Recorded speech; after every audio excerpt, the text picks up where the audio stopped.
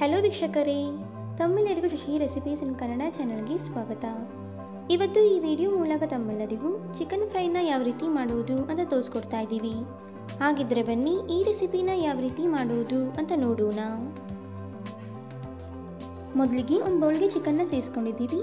ಈಗ ಇದಕ್ಕೆ 1.5 table spoon ಅಷ್ಟು ಅಚ್ಚಕಾರದ ಪುಡಿನ ಹಾಕ್ಕೊಳ್ಳೋಣ. ಹಾಗೆ 1 ಟೇಬಲ್ ಸ್ಪೂನ್ ಅಷ್ಟು ಧನಿಯಾ ಪುಡಿ, 1 ಟೇಬಲ್ ಸ್ಪೂನ್ ಅಷ್ಟು ಗರಂ ಮಸಾಲ, 1 ಟೇಬಲ್ ಸ್ಪೂನ್ ಅಷ್ಟು ಶುಂಠಿ ಬೆಳ್ಳುಳ್ಳಿ ಪೇಸ್ಟ್,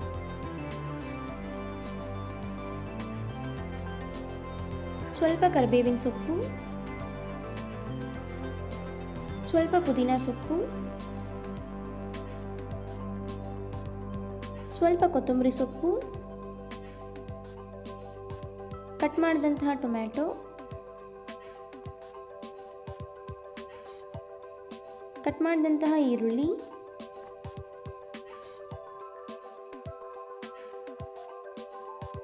ಒಂದು ಬೌಲಷ್ಟು ಮೊಸರು, ರುಚಿಗೆ ತಕ್ಕಷ್ಟು ಉಪ್ಪು,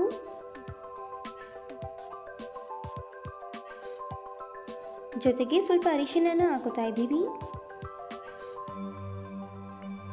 ಈಗ ಇದನ್ನು ಚೆನ್ನಾಗಿ ಮಿಕ್ಸ್ ಮಾಡ್ಕೊಳ್ಳೋಣ. ಎಲ್ಲ ಪದಾರ್ಥಗಳು ಚಿಕನ್ಗೆ ಬೆರೆಯೋ ಥರ ಮಿಕ್ಸ್ ಮಾಡ್ಕೋಬೇಕು.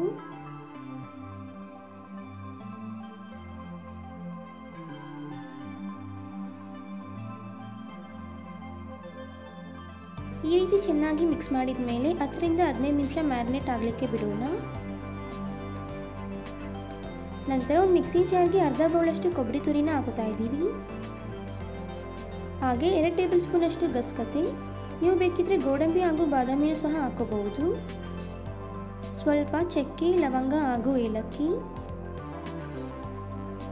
ಜೊತೆಗೆ 2 ಹಸಿಮೆಣಸಿನಕಾಯಿನ ಹಾಕೋತಾ ಇದ್ದೀವಿ. ಈಗ ಇದಕ್ಕೆ ಸ್ವಲ್ಪ ನೀರನ್ನ ಹಾಕ್ಕೊಂಡು ನುಣ್ಣಗೆ ರುಬ್ಕೊಳ್ಳೋಣ. ನೋಡಿ, ಈ ಒಂದು ಅದಕ್ಕೆ ರುಬ್ಕೋಬೇಕು.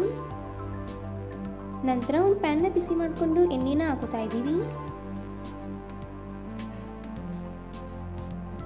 ಎಣ್ಣೆ ಬಿಸಿಯಾದ ನಂತರ ಪಲಾವ್ ಎಲೆನ ಹಾಕೊಳ್ಳೋಣ. ಈಗ ಇದನ್ನು ಲೋ ಫ್ಲೇಮಲ್ಲೇ ಫ್ರೈ ಮಾಡ್ಕೊಳ್ಳಿ.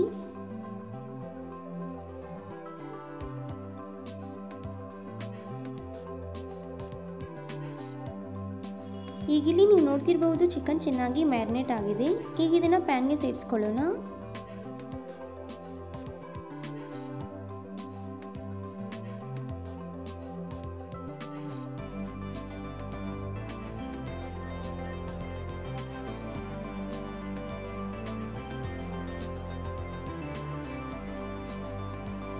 ಈಗ ಇದನ್ನು ಚೆನ್ನಾಗಿ ಮಿಕ್ಸ್ ಮಾಡ್ತಾ ಲೋ ಫ್ಲೇಮಲ್ಲೇ ಫ್ರೈ ಮಾಡ್ಕೊಳ್ಳೋಣ.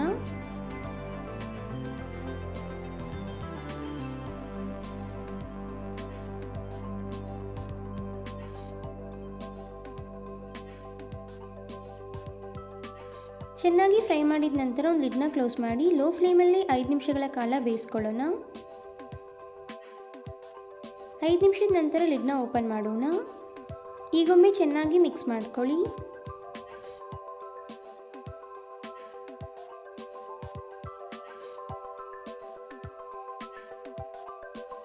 ಈಗ ಇದಕ್ಕೆ ರುಬ್ಬಿದಂತಹ ಪೇಸ್ಟ್ನ ಹಾಕೋತಾ ಇದ್ದೀವಿ.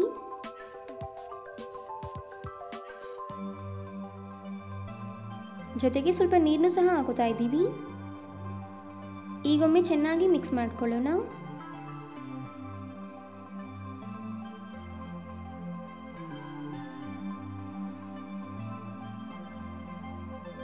ಚೆನ್ನಾಗಿ ಮಿಕ್ಸ್ ಮಾಡಿದ ನಂತರ ಒಂದು ಲಿಡ್ನ ಕ್ಲೋಸ್ ಮಾಡಿ ಲೋ ಫ್ಲೇಮಲ್ಲೇ 2 ನಿಮಿಷಗಳ ಕಾಲ ಕುದಿಸ್ಕೊಳ್ಳೋಣ.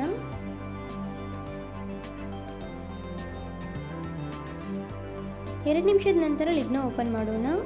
ಈಗೊಮ್ಮೆ ಚೆನ್ನಾಗಿ ಮಿಕ್ಸ್ ಮಾಡ್ಕೊಳ್ಳಿ.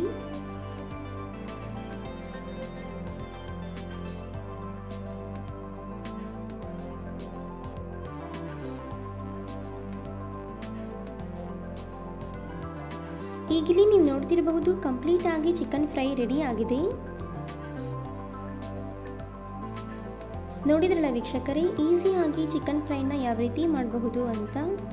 ಹಾಗಿದ್ರೆ ಇವತ್ತು ನಾವು ಮಾಡಿ ತಿಳಿಸಿಕೊಟ್ಟಂತಹ ಈ ರೆಸಿಪಿ ತಮ್ಮೆಲ್ಲರಿಗೂ ಇಷ್ಟ ಆಗಿದೆ ಅಂತ ಅನ್ಕೊತೀನಿ. ಇಷ್ಟ ಆಗಿದ್ರೆ ಈ ವಿಡಿಯೋಗೊಂದು ಲೈಕ್ ಕೊಡಿ. ಹಾಗೆ ತಮ್ಮ ಅನಿಸಿಕೆ ಅಭಿಪ್ರಾಯಗಳನ್ನ ಕಮೆಂಟ್ ಬಾಕ್ಸಲ್ಲಿ ಕಮೆಂಟ್ ಮಾಡಿ. ಅಷ್ಟೇ ಅಲ್ಲ, ಈ ವಿಡಿಯೋನ ಮತ್ತೊಬ್ಬರಿಗೂ ಹೆಲ್ಪ್ ಆಗೋ ಹೋಗಿ ಶೇರ್ ಮಾಡಿ ಅಂತ ಕೇಳ್ಕೊತಾ ಇದ್ದೀನಿ. ಮತ್ತಷ್ಟು ಹೊಸ ಹೊಸ ರೆಸಿಪಿಗಳಿಗೋಸ್ಕರ ನಮ್ಮ ಚಾನಲ್ನ ಸಬ್ಸ್ಕ್ರೈಬ್ ಮಾಡೋದನ್ನ ಮರಿಬೇಡಿ. Thank you.